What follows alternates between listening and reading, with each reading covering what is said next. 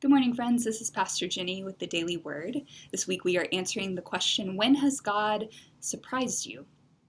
The first instance that comes to my mind when I think about a way that God has surprised me in my life is actually the story of how I came to be a pastor here at Memorial Drive. And some of you know that story, or you've heard pieces of it in a sermon or when I've taught your Sunday school class.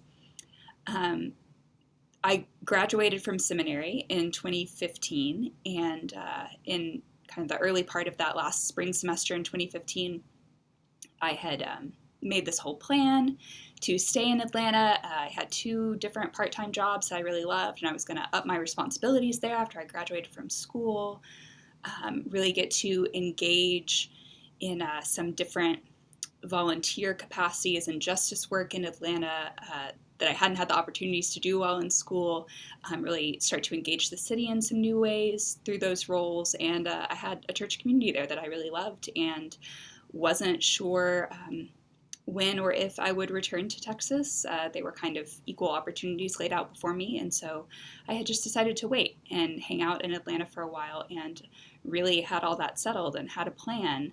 And then along came this opportunity. And I came here and I interviewed for this position over the course of a few days, met with some of you, met with the clergy, met with some of the staff, and the whole time had this gut feeling that this is where God was asking me to be. And I really, really didn't want to.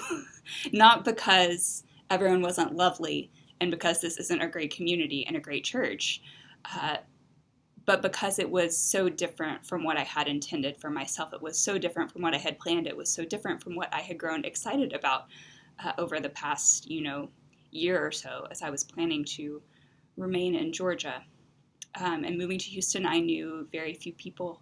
I didn't have very many friends here at all. So it's just going to be starting over. But the whole time I knew, I wasn't happy about it, but I knew that this is what God was asking me to do. And so I just had to say, okay, I trust you. This is so entirely different. I don't know what I'm doing. I'm coming to this giant church. I'm 26. For some reason, they want me to work here, and I don't know what I'm doing, but we're going to figure it out together. And I have to believe, God, that you're going to be faithful in that. And so I came, and that was 5 years ago, and many of you have been here for all of that time or part of that time. And I have been continually amazed, blown away every day by the work that I get to be a part of in this community, the ways that I get to work alongside you, alongside God, not only at Memorial Drive, but throughout Houston, throughout Texas, around the world. The ways that God has grown me, the ways that God has challenged me, the ways that you have all made me into a pastor. It's a continual surprise. It's a continual delight to me and something I give thanks for constantly. And that feeling, some of you ask me from time to time, as a deacon, I'm not reappointed by the bishop in quite the same way. I find my own employment and then I'm appointed by the bishop to serve there. And so some of you ask me, how long are you going to stay, and that type of thing, from year to year as the elders are, reappointed to serve here. And my answer is always, I knew I had that feeling. I knew when it was time to come here, and I think I will have that same feeling again. Not only when it is time to take my next step vocationally, but in every aspect of life as God continues to lead me and call me and form me into the person that I am intended to be. I know that the Spirit will continue to operate in that capacity, and my job is simply to remain open to that surprise, as Colin said earlier this week, to remain open to that wonder. That's truly, truly what we are called to. I wanted to leave you with these verses from Isaiah 55, which are this is one of my favorite chapters in the whole Bible, and these are verses that come to mind when I think about being open to awe, being open to wonder, being open to the surprise that God offers if we will simply pay attention. So from Isaiah 55. For my thoughts are not your thoughts, neither are your ways my ways, declares the Lord. As the heavens are higher than the earth, so are my ways higher than your ways, and my thoughts than your thoughts.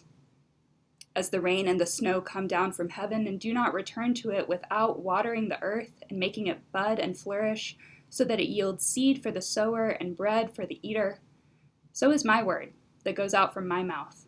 It will not return to me empty, but will accomplish what I desire and achieve the purpose for which I sent it. You will go out in joy and be led forth in peace. The mountains and the hills will burst into song before you, and all the trees of the field will clap their hands. Instead of the thorn bush will grow the juniper, and instead of briars the myrtle will grow. This will be for the Lord's renown, for an everlasting sign that will endure forever. Thanks so much for joining us this morning, friends. Have a great day.